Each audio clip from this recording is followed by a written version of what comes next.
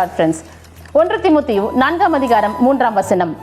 விசுவாசிகளும் சத்தியத்தை அறிந்தவர்களும் ஸ்தோத்திரத்தோடு அனுபவிக்கும்படி தேவன் படைத்த போஜன பதார்த்தங்களை விளக்கவும் வேண்டும் என்று அந்த பொய்யர் கட்டளையிடுவார்கள். இது எதை குறிக்கிறதுன்னு சொன்னால், அதற்கு முந்தைய வசனம் விவாகம் செய்யாதிருக்கவும் என்று சொல்லி அதன் தொடர்ச்சி தான் நாம் இப்பொழுது வாசித்த அந்த வசனம். விசுவாசிகளும் தேவனுடைய பிள்ளைகளும் ஸ்தோத்திரத்தோடு நாம் உட்கொள்ள வேண்டிய அந்த போஜன பதார்த்தத்தை செய்யக்கூடாது என்று சொல்லி பொய்யர்கள் அதை கட்டளையிடுவார்கள் என்று சொல்லி நாம் பார்க்கின்றோம். இந்த காரியத்தை சிலர் ஏற்றுக்கொள்ளுகிறார்கள், செய்து கொண்டிருக்கிறார்கள் அல்லவா?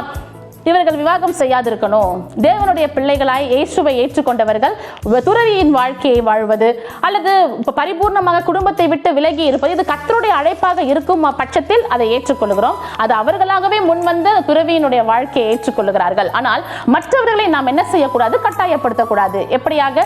விவாகம் செய்யாதிருக்கணும் அல்லது கர்த்தருடைய பாத்திரத்தை குறிப்பிட்டவர்கள் தான் உட்கொள்ள வேண்டும். இதையெல்லாம் அல்ல. கர்த்தர் நமக்கு செய்திருக்கின்ற முறைமை என்னவென்று சொன்னால், நற்கிரியைகளை போதிக்க வேண்டுமாம். வேத வசனத்திலே அதுக்கு பிற்பாடு வருகின்ற பகுதிகள் இதைத்தான் நமக்கு சொல்லுகிறது. அவர்கள் தான் நல்ல ஊழியர்கள் என்று சொல்லி அவர்களுக்கு அடையாளம் காணப்படுகின்றது.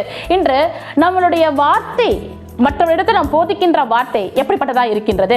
நான் எதை குறித்து அதிகமாக பிரசங்கிக்கின்றேன்? இதெல்லாம் பண்றோம், தீட்டுள்ளவைகள், இதெல்லாம் நான் பண்ணக்கூடாது, விவாகம் பண்ணக்கூடாது, கர்த்தருடைய போஜனத்தை எல்லாருமே பகிர்ந்து கொள்ளக்கூடாது, எல்லாராலுமே அந்த கர்த்தருடைய போஜனத்தை அசால்ட்டா எடுத்துக்க கூடாது என்றெல்லாம் சொல்லுகிறோம். அப்படி ஒன்றும் கிடையாது. கர்த்தர் இதை ஆசீர்வதித்திருக்கிறார். அவருடைய சரீரத்தையும் அவருடைய ரத்தத்தையும் புசிக்க வேண்டும் என்று சொல்லி கட்டளையிட்டு இருக்கின்றார். அது ஒரு கமாண்ட்மெண்ட். அதை நான் ஏற்றுக்கொள்ள வேண்டும். அவருடைய வருகை வருமளவும் நாம் அதை நினைவு கூற வேண்டும் என்று சொல்லி நமக்கு அது கட்டளையாக வைத்திருக்கிறார். அதன்படி, அந்த மாதிரியின்படி அவர் வாழ்ந்தும் இருக்கிறார். அப்படி இருக்க நாம் அவருடைய வருகைக்காய் காத்துக் கொண்டிருக்கிறோம். அதற்கான ப்ரிப்பரேஷன்ஸ் நம்ம பண்ணிக்கொண்டிருக்கின்ற வேளையில அவர் ரத்தத்தையும் அவருடைய சதையையும் நாம் அதை பெற்றுக் கொள்கிறோம் அல்லவா? இது என்னுடைய தகப்பன் எனக்காக பங்கிட்டு கொடுத்தவை, அந்த போஜன பாத்திரம் என்று சொல்லி அதை உட்கொள்ளுகிறோம் அல்லவா? அதை நாம் மற்றவர்களுக்கு வேண்டாம் என்று சொல்ல உங்களுக்கும் எனக்கும் எந்த தகுதியும் அல்ல.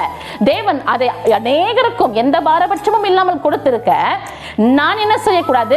இதை சாப்பிடாதீங்க, இது தேவர்கள் சாப்பிடுவது அல்லது மிகவும் பரிசுத்தவான்கள் சாப்பிடுவது அல்லது இதற்காக அநேகரும் தங்களுடைய பாவங்கள் செய்கிறவர்கள் இவர்கள் எல்லாம் சாப்பிடக்கூடாது என்றெல்லாம் அல்ல. நாம் தேவனோடு ஒப்புரவாகும் பொழுது, தேவனுடைய பரிசுத்த ஆவியை பெற்று அவருடைய நினைவுனாலே நிறைந்து அவருடைய பலத்தினால நிறைந்ததுக்கு பிற்பாடு தான் அந்த போஜன பாத்திரத்தில் பங்கு கொள்ள வேண்டும். அதை தான் நாம் எச்சரிப்போடு சொல்லுவோமே தவிர்த்து இதை செய்யாதே, அதை பண்ணாதே என்று சொல்லி யாரையும் டிஸ்கிரிமினேட் பண்ணக்கூடாது. வேத வசனம் நமக்கு அப்படித்தான் கற்றுக் கொடுக்கின்றது. கர்த்தர் இதில் கவனமாய் இருக்க வேண்டும், அப்பொழுதுதான் நல்ல ஊழியன் என்று அழைக்கப்படுவாய் என்று வேத வசனம் நமக்கு எச்சரிக்கின்றது. Have a blessed day. Praise be to God.